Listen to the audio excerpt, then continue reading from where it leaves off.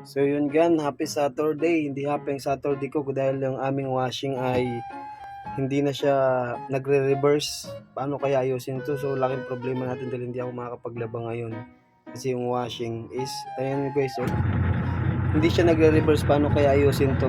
Comment naman dyan sa mga marunong. Ayan guys, oh, hindi na siya nagre-reverse.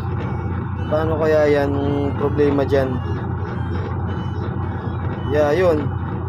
Parang hindi tayo makakapaglaba ngayon. Mahirapan tayo maglaba ngayon dahil parang kakamayin natin, magagamit yung ating lakas, di ba? Pag may washing is medyo napapagana ng trabaho dahil si Mrs.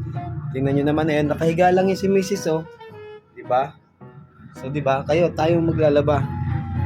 Kaya problema ko dito yan dahil yung reverse niya. Ayan, oh. Mapupunit yan yung mga damit, eh. Mapupunit, eh. Mararan siya, eh. So hindi natin muna gagamitin to, maghanap tayo, magtatanong-tanong tayo dun sa madadaanan natin mamaya kung bakit hindi na siya nagre-reverse. Kakamay muna tayo. Ngayon, siyempre, parang kailangan ko ng tulong ng konti. Ma! Uy!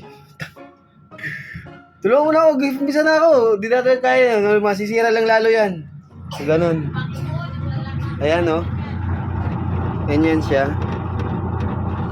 Diba? So, patulong naman guys, pa-comment naman kung anong gagawa natin. Tanong tayo technician. Mabigat kasi pag dalhin to sa labas, ang bigat eh. So, kung pwede, ano na lang, ano, papayos natin to. So, yun, mag-umpisa na tayo kasi medyo matatagalan tayo. Problema nga to ng malaki. Tara, umpisa na tayo maglaba.